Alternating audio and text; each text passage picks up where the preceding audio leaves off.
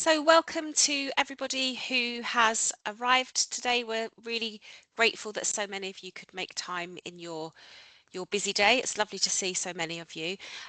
So just for clarity, you're here as a member of the Trauma Informed Plymouth Network, and we're really grateful to have our Inclusion and Resilience branch lead, Nica Cornell, today, who's going to walk us through intersectionality in relation to trauma, something that so many people have expressed an interest in, and the numbers here show that we were wise to hold this second opportunity for people to come. So thank you. So the session is being recorded now. Going to hand over to Nica, and we will use the hands up function and the chat if there's anything that people want to contribute. Over to you, Nica.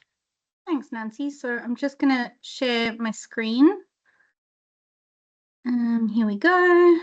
Let me know if you can all see that. And obviously I will, once my computer decides it wants to work, I will, there we go. So Nancy, can you just nod if you can all see that, because I can see you. Okay, great. So we're here to talk about intersectionality. I'm Nica Cornell. I'm the branch lead for Inclusion and Resilience, and a little bit of my background. I'm South African, as you can probably tell from my accent, and I studied political and international studies first in South Africa and then in the UK. So that's where I first came across this concept, was as part of my political studies. I really wanted to open up with these two quotes because I think this is an area that makes people nervous sometimes. It's a word that gets thrown around a lot, and potentially I think isn't always as clearly understood as it could be, and that can make people nervous. And so to start with, the first quote I wanted to lead with is, "To show up imperfectly but open to change is better than not showing up at all." And that feels really important. It's okay to not know everything. It's okay to make mistakes, but having that commitment to change feels really, really critical. Then Nica, the next one. Nica, I'm really sorry to interrupt you, but we have lost the ability to see your screen at the moment. Oh, that's bizarre. Okay. Well, I have. Let me just check if that's the same for everyone else. Yeah. Yeah, we currently see Glean Genio notes. Okay, no problem. I will reshare. Don't know what that was about, but I will reshare and hopefully we'll have luck this time. Thank you. That's better. From current slide. How's that? Yes, that's amazing. Thank you, Nica. Okay, sorry great. to interrupt. No problem. I'm glad you let me know, because it would have been embarrassing if I just rambled on referring to slides. So that first quote is, "To show up imperfectly but open to change is better than not showing up at all." And there's a reference there at the bottom because it's come from a handle on social media. But then Muna Abdi also says, "It is not inclusion if you invite people into a space but are unwilling to change it." And I just wanted to introduce these two quotes because I think they can sit really well next to each other, but it's about our commitment. It's our commitment to being open to challenge, open to change, and to self-examination and reflection. So I think it's important to start from the beginning. So really critically, Professor Kimberly Crenshaw first coined the term intersectionality 36 years ago in an academic paper. She is an African-American woman, and she was writing about specifically the oppression of African-American women. She's a leading thinker and scholar in the field of critical race theory. She's a professor at Columbia Law School. She's a director at the Center for Intersectionality. So she's very, very prominent and an excellent thinker. And what she does that I think is really important is that she talks about the fact that she coined the term, the word intersectionality in a specific way of using it, but she pays full credit where credit is due, that she was drawing on the knowledge of particularly women from minoritized communities, women from the global South, from the global majority, and the work particularly in sociology and feminism from the global South when she created this concept. So she's really clear that she's not trying to claim she's the first person to think about interlocking forms of oppression. So she gives this quote, which I think is really helpful. So intersectionality is a lens through which you can see where power comes and collides, where it intersects. It's not simply that there's a race problem or a gender problem or a class problem. That framework can erase what happens to people who are subject to all of these things. And I think that's really helpful. And in terms of academic context and legal context, she was bringing it up in relation to She was bringing it up specifically to train magistrates and judges, because she found that there were legal cases. So remember, this is about 36 years ago. There were legal cases where people were women, African American women specifically, were being required to choose between bringing a claim of racism or of sexism. So they weren't being allowed to say, as part of a legal case, I was discriminated against because I'm a Black woman. They were having to choose that they were either being discriminated against based on racism or sexism. And she wanted us to have an idea to make sense of the fact that you can sit at the intersection of those two things and have a specific experience because of that. So the idea has developed since she first coined the term, and she's really open about this. She talks about the fact that at the time she was talking about specific forms of oppression, but we can expand on it to understand that we sit with our multiple and complicated identities, all of us, we sit at an intersection of various structures of oppression. And that those will include, and this isn't meant to be exhaustive, there'll be lots of other forms of oppression that we don't have on this slide, but it will include transphobia, it will include xenophobia, it will include racism, it will include ableism. Those are just some examples, and that's the visual that she uses when she comes up with this idea of an intersection. Literally, she's talking about, in the paper, she's talking about sitting, at a traffic stop where you're at an intersection and there's a row of traffic going one way and a row of traffic going the other way, and you are sitting in that intersection.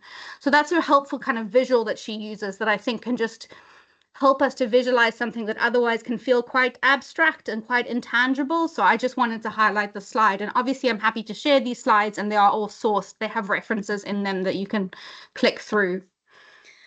The other really interesting source I wanted to draw on is actually the Scottish government. So we work a lot with Scottish sources in the network because they have a very strong commitment to trauma-informed practice and to being what they call an adverse childhood experience aware nation. So they're very committed to trauma-informed practice.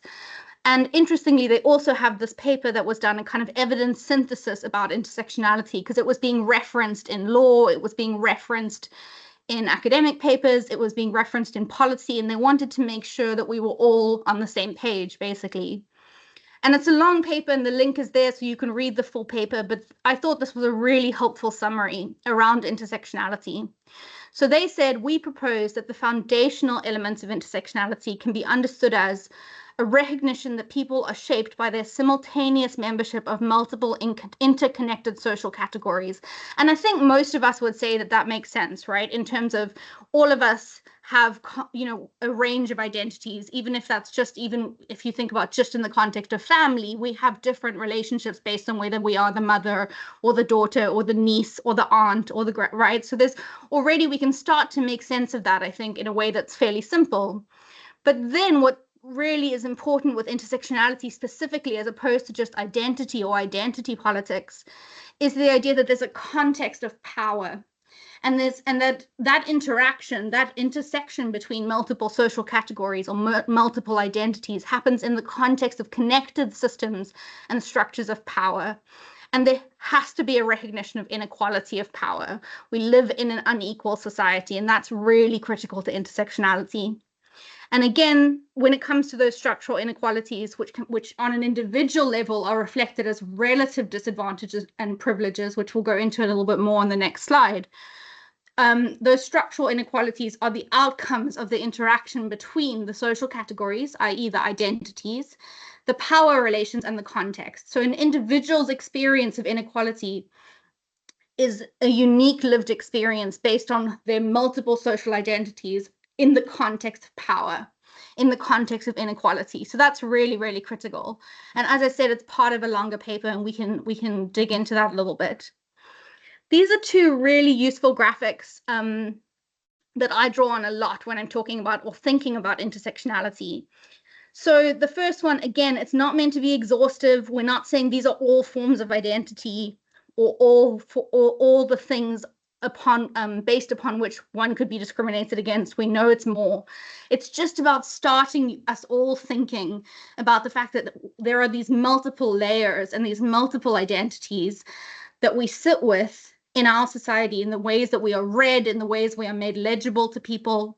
And they will overlap with each other, and they will vary, right? Like what it means to be a white woman in South Africa has a different connotation to what it means to be a white woman in England. That's been my experience, at least. So it's not about saying, again, that these things are fixed, and if we can pin someone down and say, oh, you have all the same tick boxes as I have, we're going to have the exact same experience. The whole point is to understand that these are things that are dynamic and they impact on each other, and we experience more than one at the same time.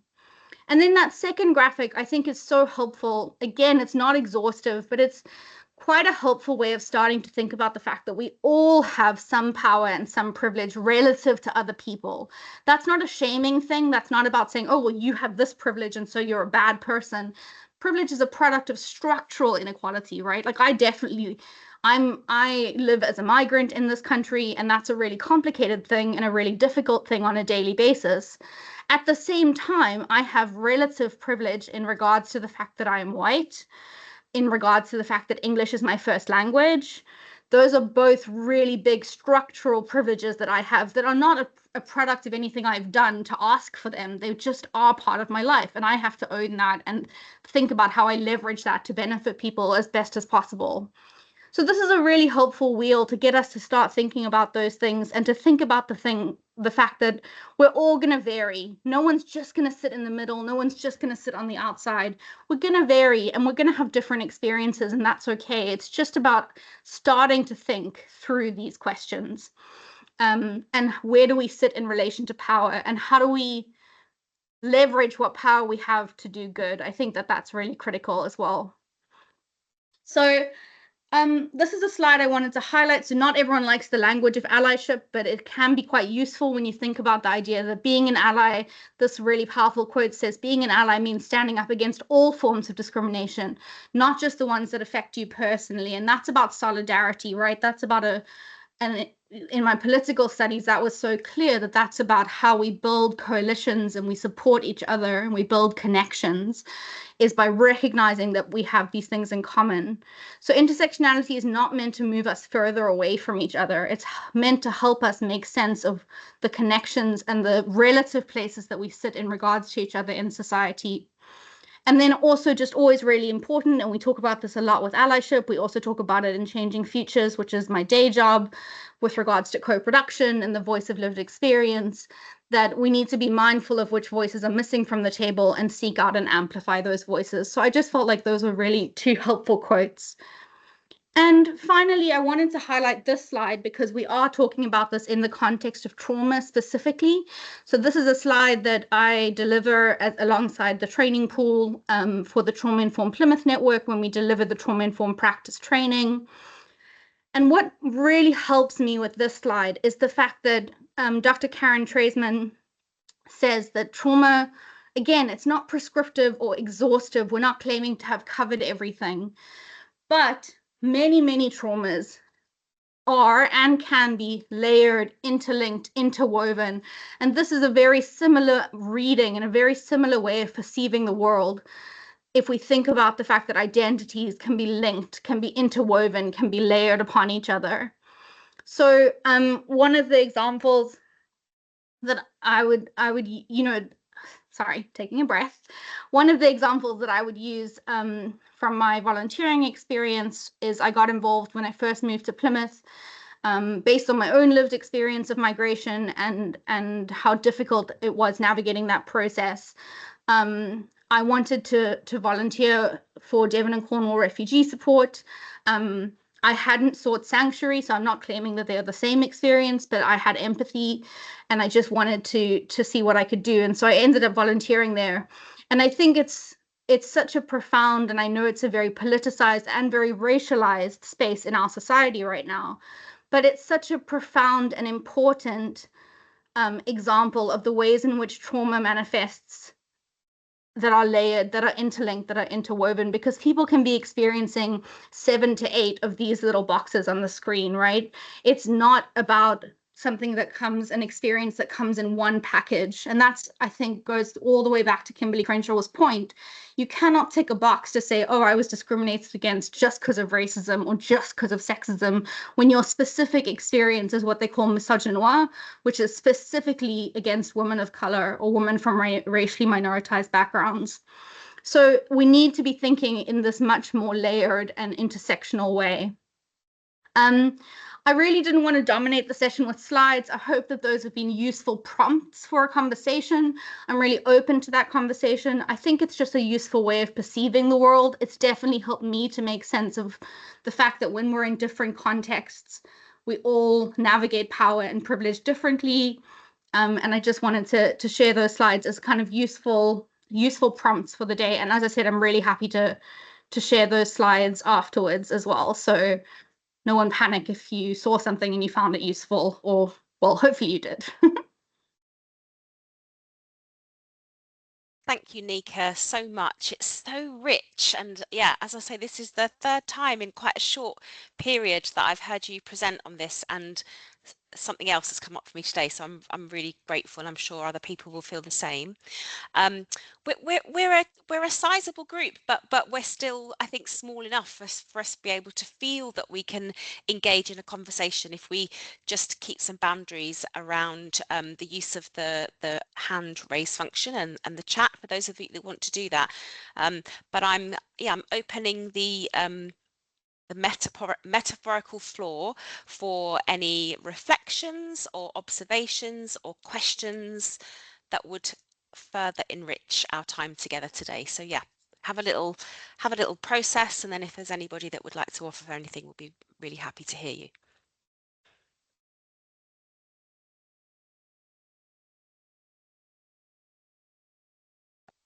Very conscious that my dog has just walked into the room.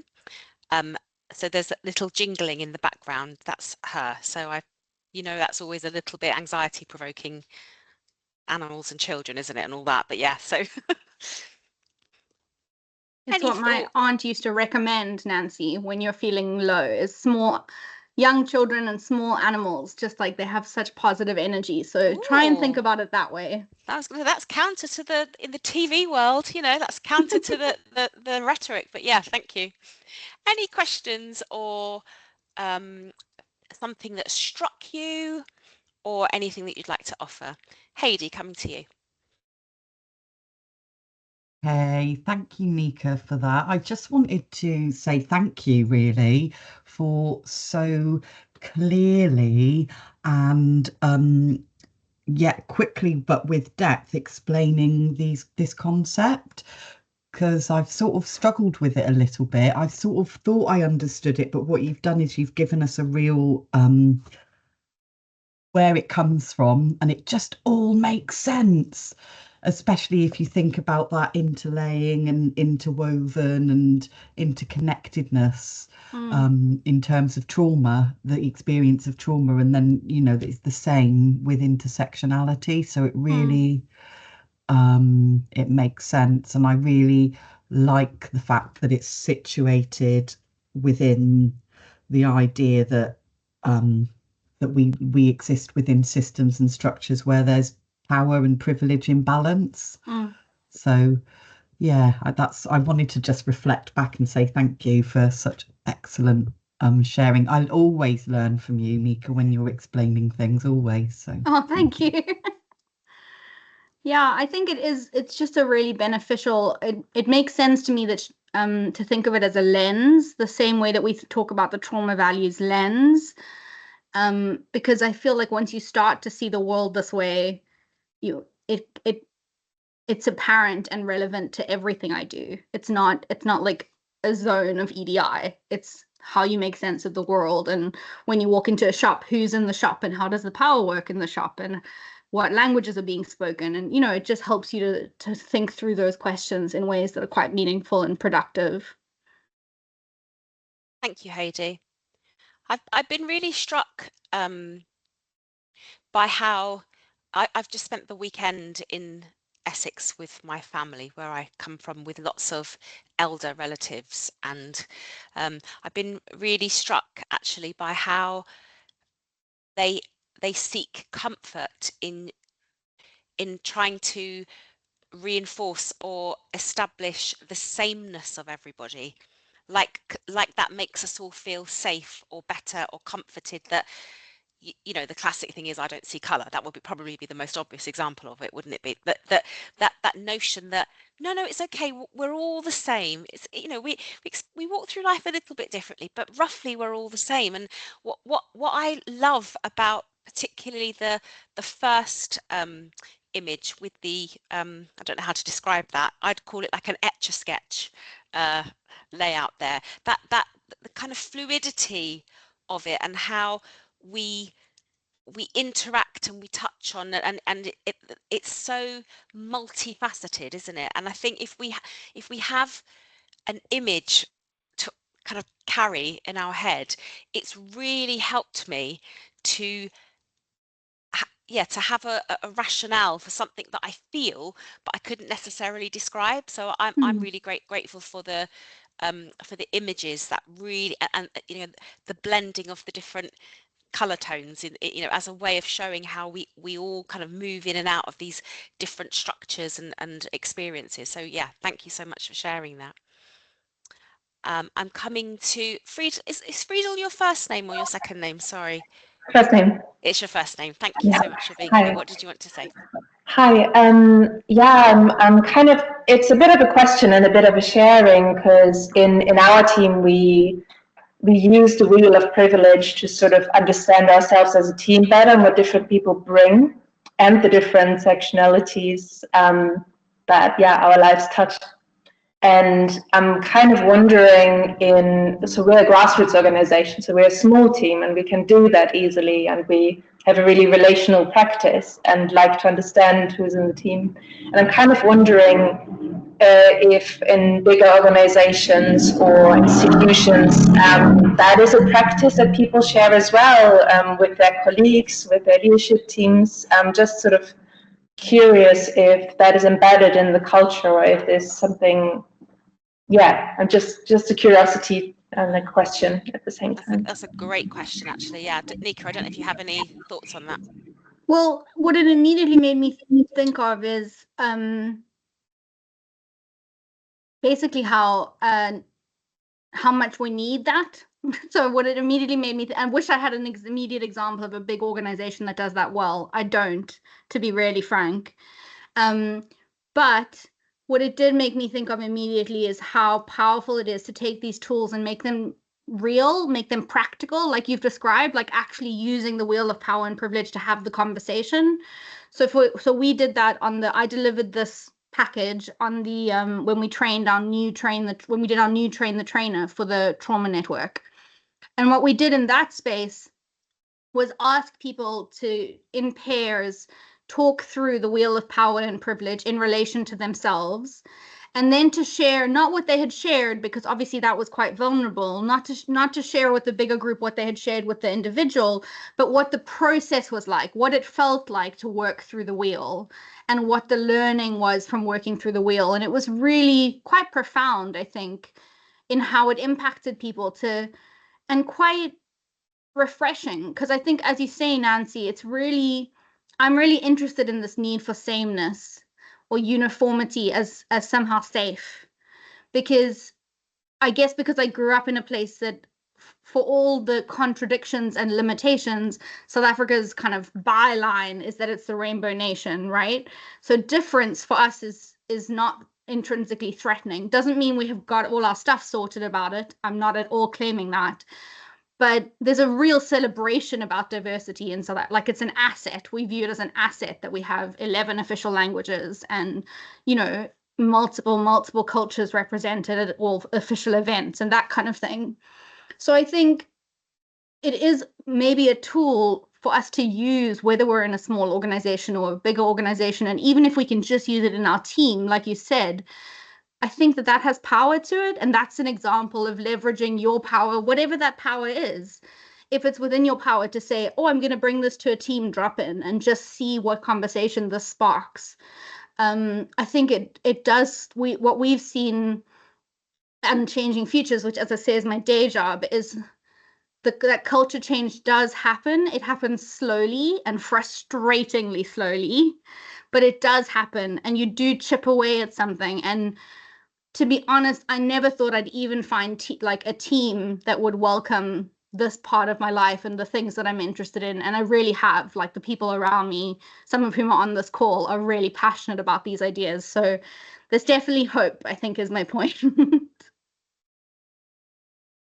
Thank you. Thanks, Frida, for that question. That was a really great one.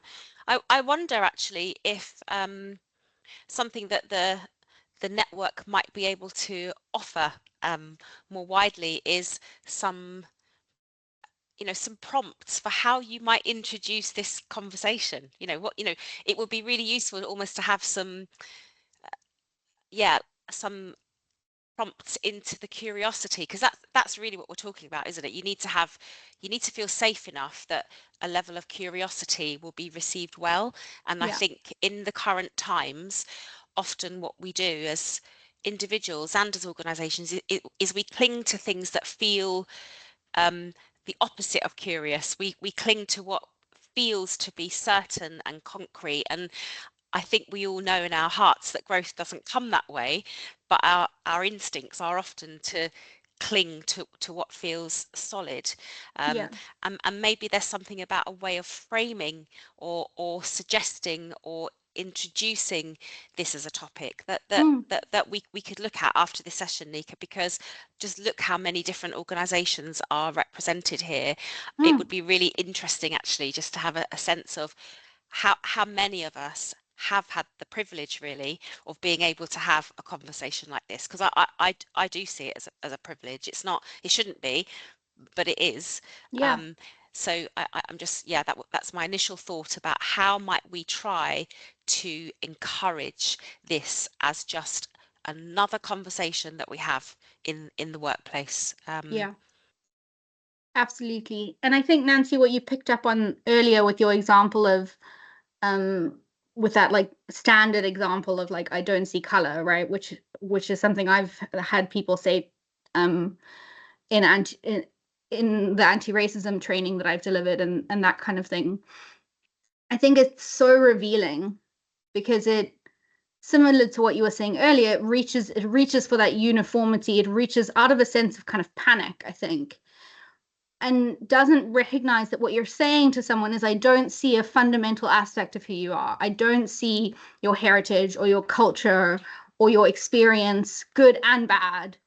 And I think that's what I also find quite refreshing about intersectionality, is it's honest about the inequalities that function in our society, but it also offers hope.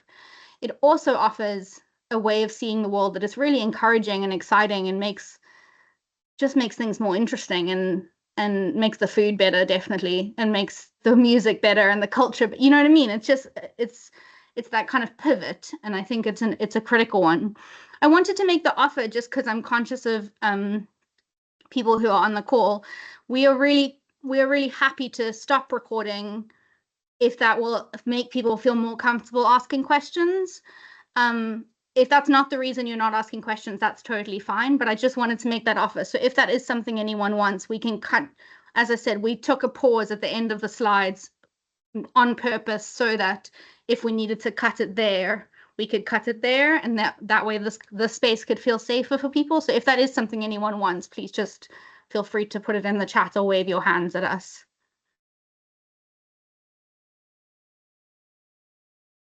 I'm really conscious that the first time I had this the luxury of being in this room with you, that I felt like a vessel that was just being filled, and it was almost afterwards that I had some of the, I wish I'd been able to ask this, and maybe there's some of that in the room. So we have a question here. I wonder if if there's anyone in this call who is perhaps using this concept in their work with people, either intentionally, is that yeah, is there something more to come, Heidi? Yeah. Sorry, I was That's all trying right. to Don't apologise. type and I hit the go button. That's okay.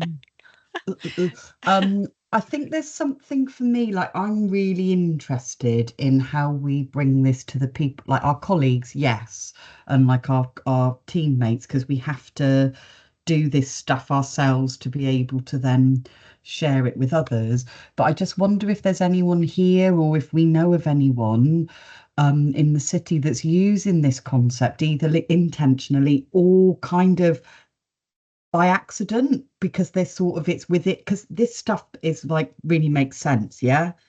And so it's sort of like when you were saying, it's like, oh yeah, oh yeah, oh yeah. So I wonder if there's something around that. And I was thinking in particular about the projects that were started, yes, the power threat meaning framework, but concepts that like projects that started after there was the Home Office funding last year, after the sort of the trouble in the city centre. And I wonder if any of the projects that got funding have been able to use this concept, and how. Ramble over. So I'm happy at all, thank you. to answer what I know, and then if there's anyone else in the room who knows more, please feel free to speak up. So the examples I know of where people are using it include, so I'm going to be doing a session with Mary Coles for Alliance, for staff in the Alliance around this concept. And that's very much about how do we use it? Like, how do we not just have it as a nice, pretty visual on the wall, but actually start to think about how we use it? It's also come up in all the anti-racist spaces that I engage with. So I've shared these resources previously with Be the Change, who facilitate the allyship network, the anti-racism allyship network that I previously facilitated. And it's used quite actively there. It's also come up, there was another example I was thinking of. What was I thinking of? Oh, the work we've been doing with the Big Life group. So Nancy can speak to this as well, but so basically in the Inclusion and Resilience branch, we have had multiple organizations come and talk to us about the work they're doing. And one of the organizations who came to speak to us was the Big Life group, who are up in Manchester. And they run a program called Heart, which is about healing from racial trauma. And is really, really fascinating. And we've had some really fruitful conversations through that, as well as another example I would use. And I think a lot of these are not necessarily using the word intersectionality, but very much this way of thinking. And if you're using the way of thinking, like, who cares if you're using the word? Like, it's not about kind of more jargon. Is Gifted Women, who may or may not be on the call. I think I saw someone come in earlier from Gifted Women, but the Kaleidoscope group at Gifted Women is specifically a space for women from minoritized or migrant backgrounds, so far as I understand. Correct me if I'm wrong. And is very much about, what I love about that is also it's about joy. Like, I was there when they pitched for some funding from Idea Space, and they used the word joy in their pitch, which made me very happy. And was very much about like this understanding that people need spaces of solidarity to come together, and not just to share the ways in which things are hard. Yeah, joy is one of the values, right? So not just to share, and this is what this way of thinking offers, I think, is like, it's not just, and we've talked about this in allyship as well, it's not just about having a space to come together and talk about the racism that is regularly being experienced on our streets and in our schools and on beaches. And you need that. You need those spaces of solidarity to hold you. But people also just need to be able to come together and have joy and do lovely things and craft and, whatever the example might be. So there's a lot of organizations doing interesting work in what I would say is the area, even if it's not people who are specifically using this visual or this terminology. I'm really happy to, Nancy, if you want to link Carla and Haiti up, or I'm really happy to do that as well, because I think there's a lot of overlap in those conversations. Yeah, I'm happy to do that. Thank you. I was just wanted to come back when you talked about the Big Life group, and when we met with them, I was really struck by that in their commitment to this work, the byproduct of that is that they were modeling a kind of leadership that I think we are so thirsty for. You know, that notion of getting alongside people, of being all the things that our policies say, but maybe we don't actually experience that in our organizations, you know, about working with and not to, and getting alongside people. And what I saw there was leaders that were courageous enough to say, we don't know, we didn't know, and we knew, but we knew we needed to do some work. So we spoke to the people who have the lived experience to be able to enrich our work, and that's the byproduct of it, which in itself then is a really fruitful, wholesome thing for an organization. So that was definitely the thing that struck me about the conversations with that group. Yeah. Oh, thank you, Carla, for sharing that. Hayley, Any other? the other Sorry. example I was thinking of, that I think Hannah Jordan is on the call as well. I think I saw Hannah join. But these fantastic posters that these young people that Hannah was working with created, that were all about kind of belonging and identity and celebrating difference and diversity, and those were fantastic as well. So Hannah, I don't know if you wanted to come in on that. Maybe you and Hayley can just because of what Hayley's commented in the chat. Yeah, sure. So I work for the Plymouth and Devon Racial Equality Council, but also I work for something called the Youth Focus Southwest, which is a regional youth work unit. And we had a project, it's called Authoring Our Own Stories. It's linked to the it's National Lottery, and it's about peer researchers. It's about working with young people to ask other young people what they think around identity and civic spaces, and what sort of barriers and what sort of recommendations that they would put in place. So the group that the Racial Equality Council worked with, fantastic group of young people, all global majority, and they did their survey, and then they analysed what young people said around kind of identity and experience of racism and disability and things like that.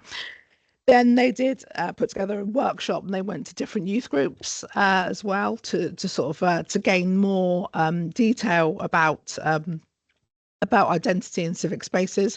And then with the recommendations, they worked with an illustrator called Sam Holland, and they came up with 3 posters, and the posters have the message that it's okay to be different, it's okay to be you, it's okay to be yourself. And they've been finalists at the BBC Radio Devon sort of award ceremony on Thursday, so we'll let you know how that goes. But it's just a fantastic piece of work. With what we're trying to do is trying to speak to city bus, because we think that, you know, this message should be on every bus, really, that it is okay to be different, it's okay to be yourself, it's okay to be you. I think if we live in that kind of environment, I think it makes a kinder society for everyone. But I'm happy to send the posters out if you want to email. I'll put my email in the chat. But the posters are going to go out to all kind of schools and youth groups. So we have loads to give out here. You can join us at the Respect Festival on Saturday if you want to. We'll have loads there. But also I'll put my email in the chat, and then you can kind of we can send you some. But I think the Derriford Hospital, the Children's Department have got the posters, so we can also just email them out to you, and you can kind of print your own, or we can send some out. So but yeah, important work. But that wasn't just about the final thing I'll say is, in 30 years of working with young people, it's an extremely special project for me to be part of and to deliver. Was it about the peer research? Was it about the organisational skills and communication skills? No. It was about a safe space for global majority young people, and giving young people that space to talk and to do something that they can kind of really care about, and the space to tell us their stories, which were, you know, sometimes their stories of their identity in school or on the buses was really, really, you know, kind of that's you know, really traumatic, but also kind of being able to support them and their confidence.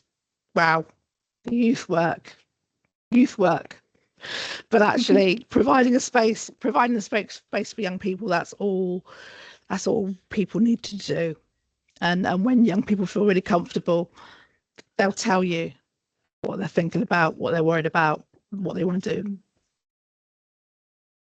Thank you, Hannah. I wanted to follow up, if that's okay, with a question. I was in another life, I was a secondary school teacher before becoming a primary school teacher, and my experience of children and young people is that they understand this in their bones. That, I think, as you say, the onus is on the adults around them to provide the soil in which those conversations can safely happen. But it feels to me that young people understand this and they celebrate it and they want it named. And I guess whether it's from anything that was shared in that, or maybe something for the group as a whole, about what do we think happens? When does that shift, that we seem to become less innately comfortable with this? Because that intrigues me, that we can go from being really quite free flow about understanding this, to being very much the opposite in some circumstances. And just wondered what the group thought about what means that happens to us.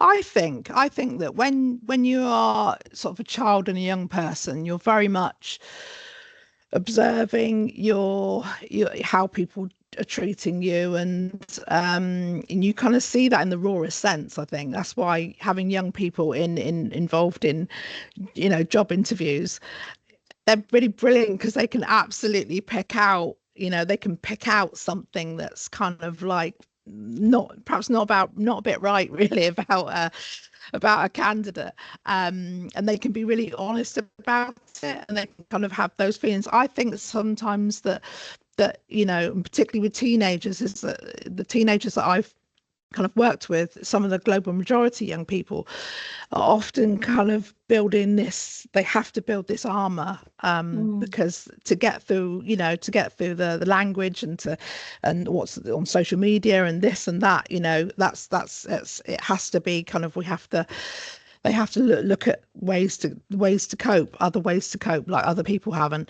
I guess that as we get to adulthood, we have formed what we think of the world, and how are we going to kind of react, act. And I think possibly we also work out what we're going to fight for and what we're not, and I think what we're going to notice and what we're not. So I wonder whether really it's kind of not learned behavior, but it's behavior that we have kind of put together as this is how we're going to take on the world. I don't know, but that's my thought. Yeah, thank you so much. Thank you for sharing that sounds amazing. And yeah, let's have a look at those posters if we can. That'd be amazing. Sorry, Nica, go on. No, just to respond to that, I think also there's something really, again, just to go back to this concept of intersectionality, I think what's so powerful about it is that it recognizes the structural inequalities of our society. And I think there's a fundamental unfairness. So I grew up in South Africa, as I said, which is one of the most unequal places in the world. And inequality does something to people. I think in whichever form, like, it manifests, right, along whichever identity or structural oppression it's manifesting, I think there's a fundamental unfairness to the world, and that's hard to live with. That is just hard to live with. And so we build up armor, and people are saying to me at the moment, because I get so upset about these things, I keep having people say to me, you just need to, like, be less sensitive about these things. You just need to care. And people are actively encouraging me to care less. And they're doing it out of concern. They're doing it out of a place of, like, we don't want to see you so distressed all the time.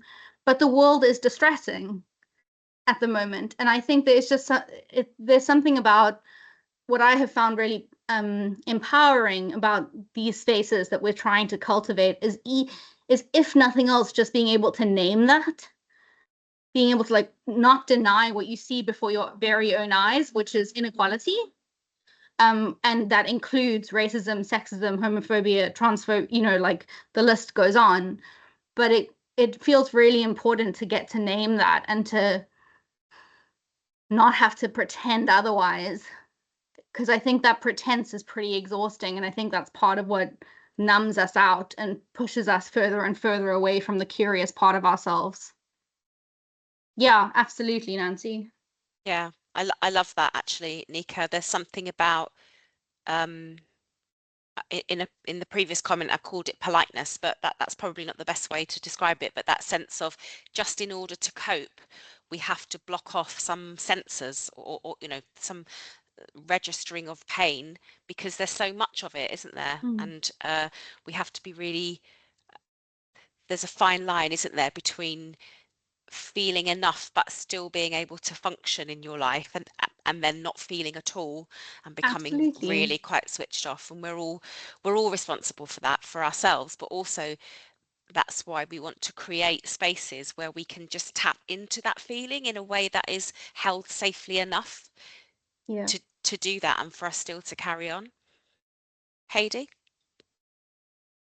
Without wanting to like sound like a broken record like we all do, I think there's something about some fundamental changes needed in our education system to encourage this type of way of being in the world and this critical thinking. And also, you know, our youth services have been absolutely decimated over the last 15 years. So there aren't spaces for young people, you know, those sort of 11 to 16-year-old young people to come and have conversations with an adult that cares so much. Do you know what I mean? And be able to have that sort of, I think this and I saw this today and it made me feel like that, and exploring privilege and power, because I just think that's so powerful. There's that really it's a bit like step inside the circle exercise, group work exercise where you explore privilege and power. I don't know if anyone's ever, it's a sort of, it's quite an old one, and I think it's something that for me that should be part of our education curriculum, and we should be teaching sort of ethics and philosophy. But that's just, you know, my perspective. No, I would agree, Heidi, but I think what happens is that sometimes we are not saying in this room, but collectively we forget that the people who are holding those spaces. I was on a train coming back from London yesterday, and there was a teacher sitting on the chair next to me, and she was with her husband, and from the second she sat down to the second they got off at Exeter, she was planning lessons. They didn't interact with each other the whole time, and I was just thinking, that's what, it's not just teachers, it's other professions as well, but there is such a sense of survival that so many people are in, that to think about opening up spaces to things that are potentially uncomfortable or challenging or take us to places of not knowing or vulnerability. I think that's really scary when you feel that maybe you're just running on fumes. I think that level of creativity is the first thing that goes out of the window, and that's and I think we see that in not just in our education system, we see it in lots of spaces, don't we, where the first thing to go are the things that we think of as being a luxury, but actually they are the actual places where things happen and change stems from. So there's a real kind of contradiction at play, really. Yeah. And also what I constantly encounter whenever I bring up intersectionality or anti-racism or any of these things is people, good intentioned, well-intentioned people being really saying to me, I'm really scared of saying the wrong thing or doing the wrong thing, and so I do nothing. And that's so human, right? We can empathize with that on a human level. But I think doing nothing is becoming harder, and it's becoming more and more ingrained. And what I have found is that people are remarkably generous about the fact that these things are journeys, right? Like, I'm not an expert in intersectionality. I'm on a journey of learning, and I will continue to be on that journey of learning, and I will no doubt make mistakes that are deeply embarrassing. But people will have grace to point to and honor me by pointing out those mistakes, and then I will learn something, and then hopefully I won't make the same mistake again. And that is part of what we're cultivating. It's not only, it is also critical thinking, but it's not only critical thinking, it's critical feeling, I guess. I don't know what the right language for it is, but it's that it is okay. And I think acts of solidarity, people literally will say to me, like, we'll do a training session and people will be like, can you just tell me 3 things I can do? Like, and I'll be like, yeah, I can give you, I mean, if you give me the chance, I will give you a long list of things I think people should be doing. But I'm not in charge of that. Like, I'm not an expert in that. It shouldn't be up to me. It's about where they live in their lives and which communities they have access to and who they can talk to and which people they can challenge and have difficult conversations with. And yeah, I think that's part of what trauma-informed practice has been for me, is a space where we are always on a journey and there's been room for us to start these conversations. Yeah, and yeah, I really want to honor that, because I felt so beautifully and gently challenged by that, you know, and have embraced my clunkiness since that session, that when we had this as a lunch and learn. I really want to thank you for that, because I've kind of owned a sense of the avoidance the avoidance of getting it wrong is actually just furthering the problem. So I had to own that, and I do really want to thank you for that, Nica, because I've learned a lot as a result of that. So thank you. I'm mindful that we are 3 minutes off our time. yes. I'm going to and also yeah, people are starting to move on to other appointments and things. So Hannah, I want to thank you so much for sharing the posters. I shall look forward to seeing those. Thank you very much. And really want to express on behalf of the network gratitude for all of you for making time and space to be in this room today.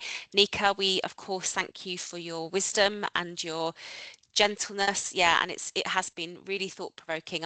I'm imagining all through the evening people will be doing that thing that I did the first time I was in this session of okay, I wish I'd said that, I wish I'd said that now. So there's the info at email address of the network, and we always like to feedback things that people have shared with us about our sessions. So there may be some further reflections that we can gather as a result of today. So thank you all so much. Have a lovely, safe enough afternoon, and thank you so much for supporting the network by coming today. Take care, everyone. Thank you. Thank you.